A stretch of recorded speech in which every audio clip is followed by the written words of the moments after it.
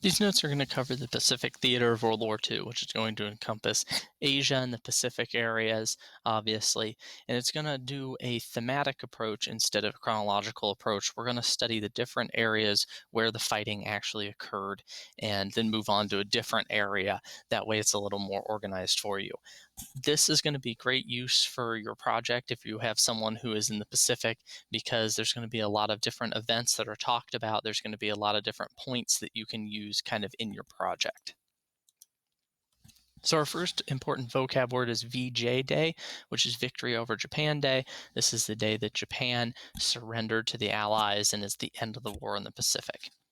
A theater, if you remember from World War I, a theater is the actual geographic area where the war is occurring. And a theater can be as small as a country or as large as the Pacific Ocean. A front is inside a theater, and that is the area where two or more armies are actually fighting each other at a certain time. An occupation, or to occupy a place, is where a nation takes control of another nation. Total war, you should again remember this from World War I, is where all a nation's resources are thrown into a war, all the population is thrown into the war. And then finally, kamikaze. So kamikaze pilots were Japanese pilots who would load their planes up with explosives and then undertake a suicide mission to try and usually wreck it into an American or British ship. So the first place we're going to talk about today actually isn't a place where much fighting occurred. It's going to be the home front. And the home front refers to the areas in a country where the fighting isn't happening, but the things for the war are being made and where the civilians are. So this takes place in all nations within their home country during the entire war. So World War I, we already know, is a total war. Everything that a nation has is being thrown into that war. That includes its entire population. So all men of the ability to serve in the military are going to be drafted, and they're going to fight in the war. And this happens in pretty much every single country. The United States goes all the way from 18 to 45. The factories begin to switch to build war materials. So factories that made, steel pots are now making helmets. Factories that made washing machines are now making machine guns. A new thing is bond drives. So bond drives are like citizens lending the government money. You would buy a bond and you would pay the government $20, and the government would give you a piece of paper. The government could then use that money to buy, clothes for soldiers, food, whatever they needed for the war. And that bond got interest every year that you kept it. So if you cash that bond in 40 years later, now it may be worth $100. So it's you like giving the government a loan, and then you can cash the bond in at a later date. There's rationing. It's severe in some countries like Japan and Germany, less severe in nations like the United States, but you can't get all the goods that you want. One of the key things, though, is, especially in the United States, the war ends the Great Depression. Suddenly, all these people go work in the factories, all these men are drafted, and everybody has a job, so the Great Depression is essentially over right when the war begins. One of the other things that occurs on the home front is a lot of citizens have their rights restricted. During war, there's obviously enemies. Governments are worried about infiltrators and spies. So in different nations, a lot of citizens begin to lose rights. So obviously in Germany, Italy, Japan, the USSR, those totalitarian nations like we learned about, they don't have any rights to really begin with. You can be imprisoned or shot just as at the whim of the government. Censorship happens, though, across all nations. So you can't just write or say whatever you want. You have to kind of be careful because people are worried about, again, spies or, rebels in their nation. Internment is one of our new things. And internment is in temporary imprisonment. And this is done usually against the people who you are fighting. So like Japanese are interned in the United States and Canada because obviously the US and the Canadians are fighting the Japanese. Germans, Austrians, and Italians are interned in the UK, and Americans and British citizens are imprisoned and interned by the Japanese. And this happens in all the nations, and you're going to learn more about it in U.S. history, so I'm kind of only touching on it right now. You can see here an internment camp on this side in the United States in the Rocky Mountains for Japanese Americans, and this is a Japanese internment camp for Americans in the Philippines. Women played a crucial part in the home front because obviously a lot of the men get drafted to go to war, so women begin to pick up the factory labor back home. All nations would use female factory labor to build their weapons and make their clothes and produce the food for their soldiers. But women also go to war. So British and American women do something called auxiliary roles. Auxiliary means like background. So women don't actually fight in the British and American armies. They're nurses, they're drivers, they do decoding. A lot of them become scientists. But Soviet women actually fight at the front. The Soviets begin using female snipers, female tank drivers, because they're literally throwing every single person they have into the war. Women also fight in resistance movements. So, like the French resistance, the Yugoslavian resistance movements to try and throw out the Axis powers, they join those and they try and help get the Axis powers out of their nations. So now we're going to go on to one of the major theaters of the war, and this is the Pacific Theater. So the Pacific Theater is kind of two things at the same time. The Pacific Theater is what we call the whole war in Asia against Japan, but it's also a certain area where mostly the United States and the Australians fight the Japanese out in the Pacific. So the Pacific Theater is roughly going to be this entire area here, all the way from Hawaii to the Japanese home islands. It is a huge area. It's actually one of the biggest areas of the war. It's going to be mostly the United States versus Japan, going all the way from 1941 to 1945. So some background on the Pacific theaters. First, the U.S. is staying out of the war. So the U.S. is what's called isolationist at this time. We isolate ourselves because we don't want to deal with Europe's problems. But the U.S. slowly begins to be more involved with that bolded word there, the Lend-Lease Act. We begin sending supplies and military materials to the Allies in the USSR. We're still technically neutral, but we're supporting people who are fighting the Axis powers. This causes a lot of problems, especially for Japan. Japan believed that the United States was the main thing that was standing in its way to controlling Asia and creating the empire that they wanted. You can see here this picture on the side. It shows the Lend-Lease Act. So right below it, it's labeled Lend-Lease Act.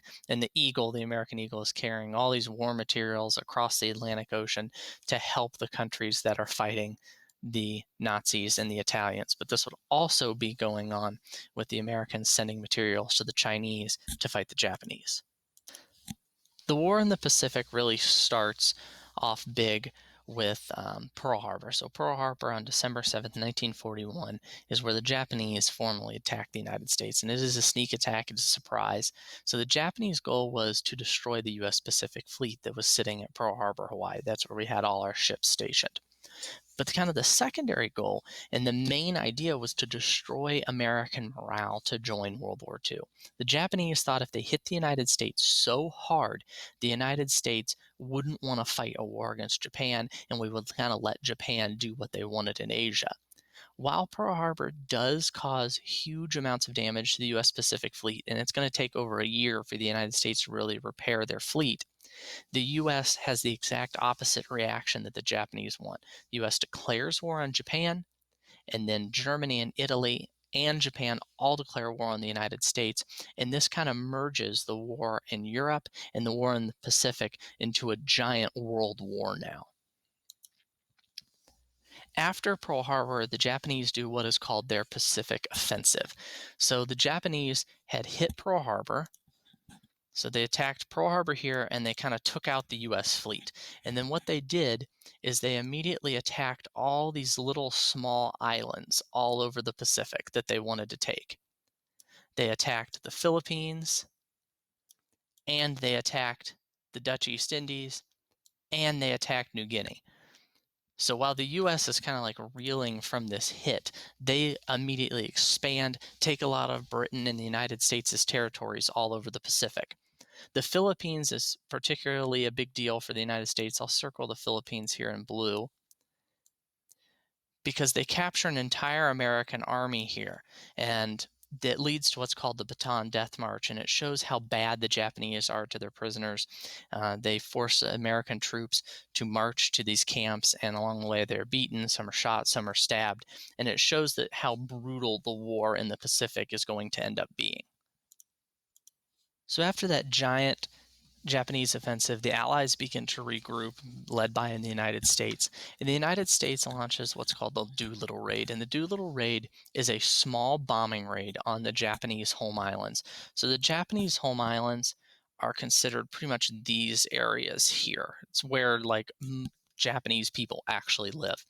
And the US brings its carriers in and bombs the cities in Japan. And it really doesn't cause that much damage, but it boosts the United States morale and kind of damages Japan's morale because it shows that not only can Japan bomb the United States, but the United States can also bomb Japan.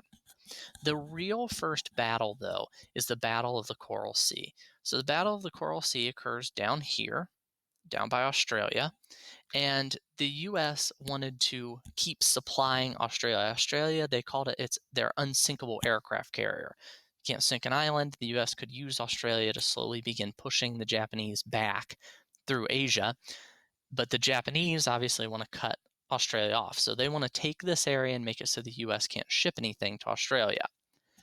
The US wins this battle, stops the Japanese advance, sinks some Japanese ships, and kind of makes it so now both of them are kind of in a stalemate for a little while in the Pacific. This slide is the most important slide for the Pacific theater because it's the two turning points in the war. So up to this point in the war, Japan had kind of been pushing the Allied powers back and had been winning the war, but the real turning point is going to be the Battle of Midway. So the Battle of Midway occurs out here on this tiny little island in the middle of the nowhere called Midway Island. The Japanese want to take this island to push the United States away from Japan while also threatening Hawaii. The US Navy, though, had broken the Japanese military codes, set an ambush for the Japanese, and attacked their fleet.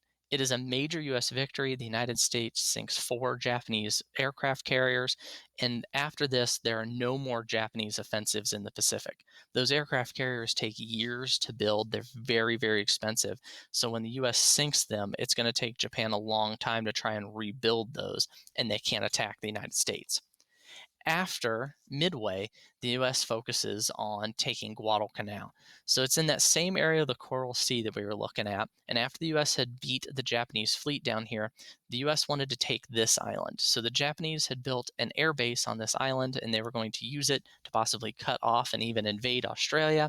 So the United States focuses on taking the island.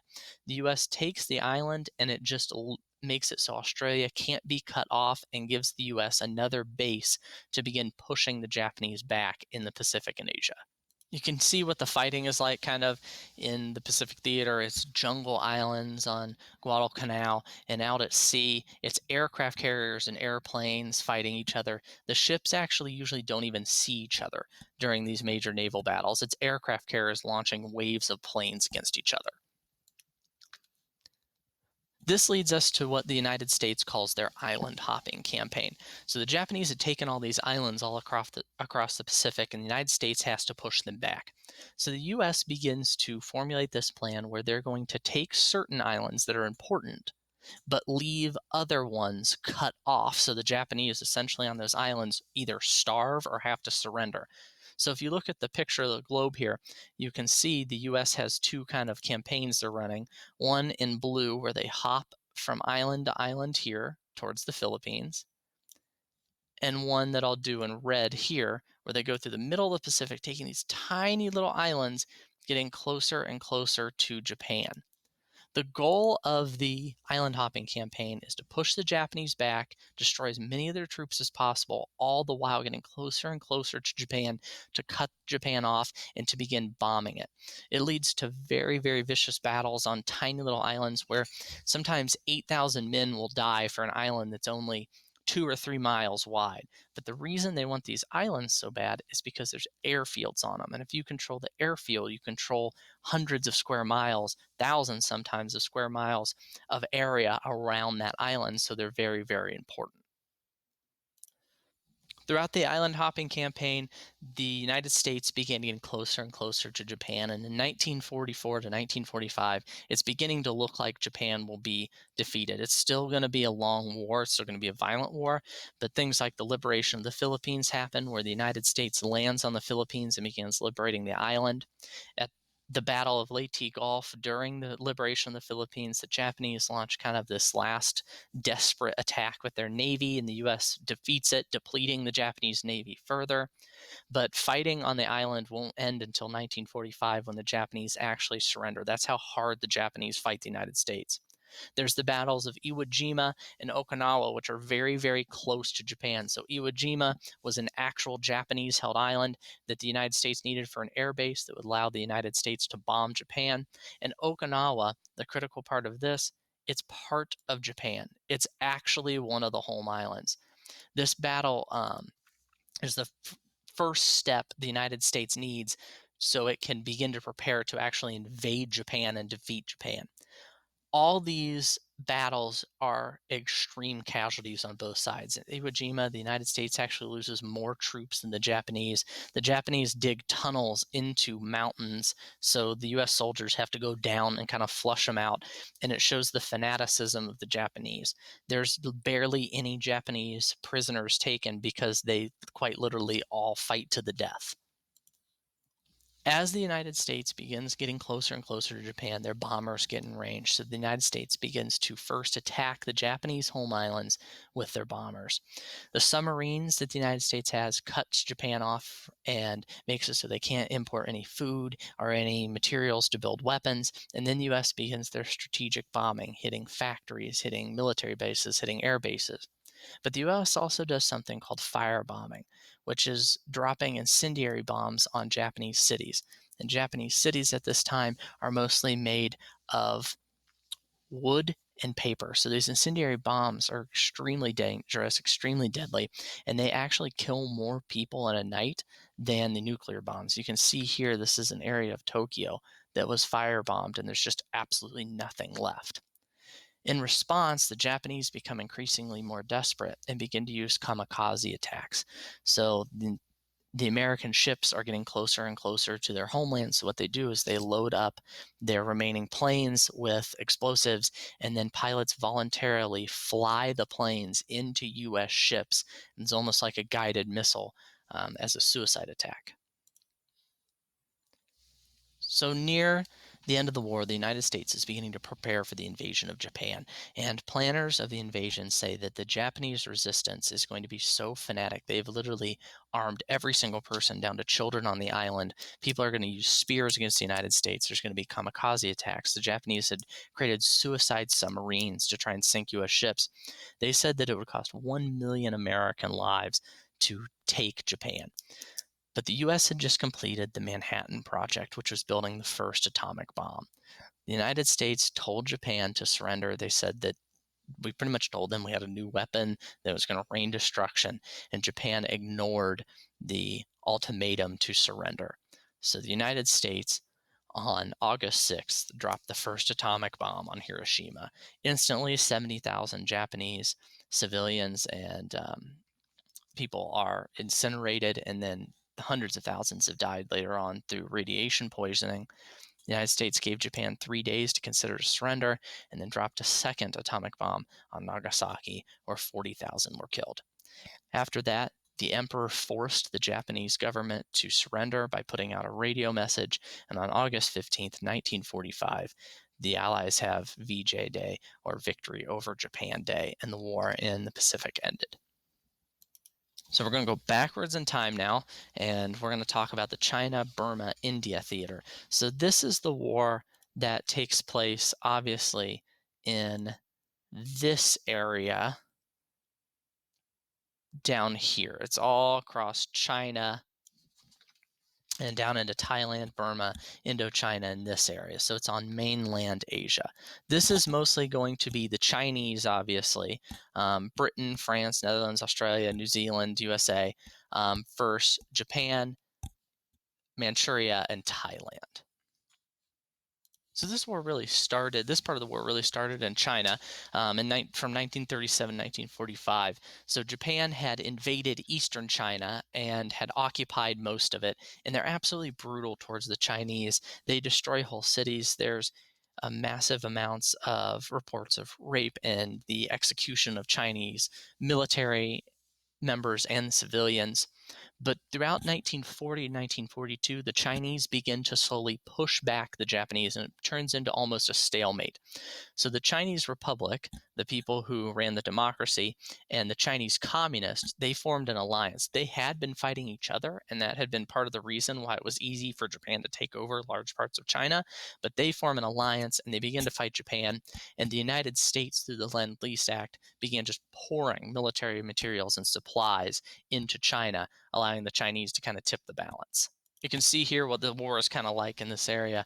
It's a very destructive war, obviously, in China.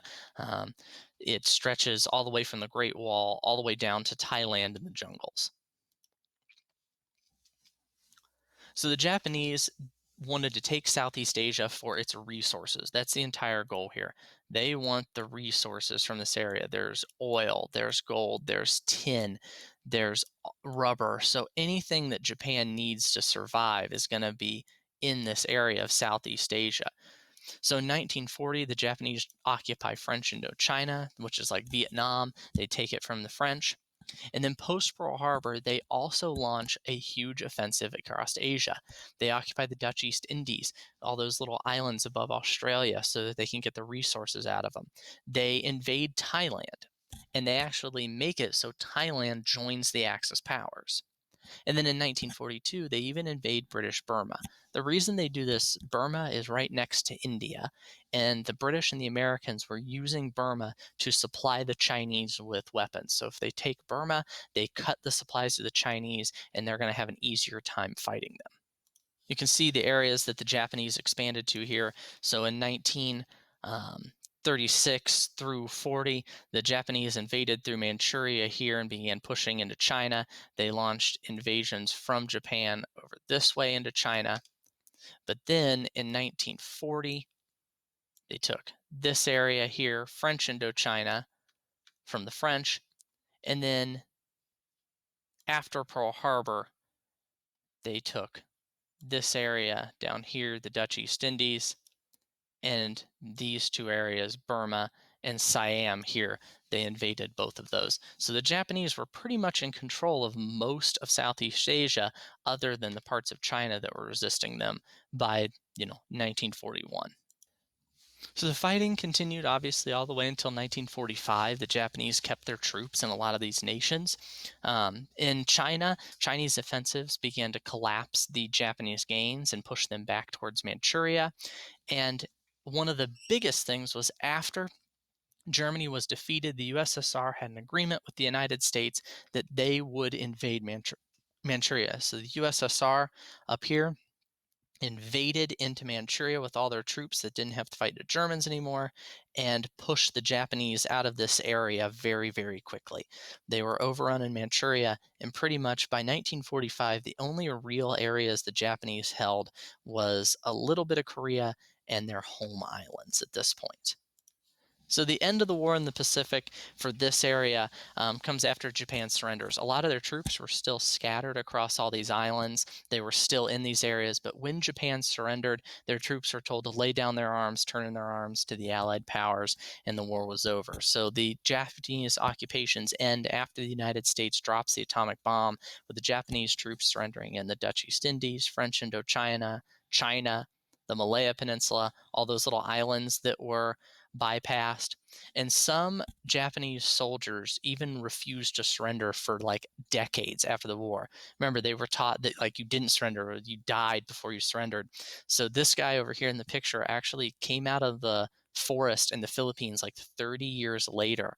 He still thought the war was going on because he didn't believe, he thought it was propaganda that the Japanese Empire had surrendered and that the war was still going on between the Americans and the Japanese. So I hope this helps kind of give you an idea of how the war went in Asia, how it started, how it ended, and if you need any help, just let me know.